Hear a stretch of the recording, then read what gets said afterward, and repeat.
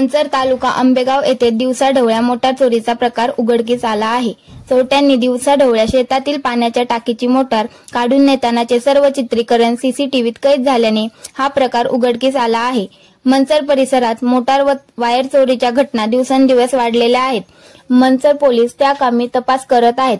अशातच बुधवार दिनांक 16 जुलै रोजी दुपारी 2च्या सुमारास मंचर बायपास उड्डाणपुला शेजारी राहुल भागुजी बानकेले यांची शेती व पत्रा शेड आहे। त्या शेड समोरील टाकीतून पाण्याची मोटार दिवसाढवळ्या चोरून नेताना दिसत आहे। चोरटे हे सराईत असल्याचे दिसत आहेत। त्यांच्याकडे इलेक्ट्रिक कटर, कटावणी व स्क्रू ड्रायव्हर असल्याचे दिसते।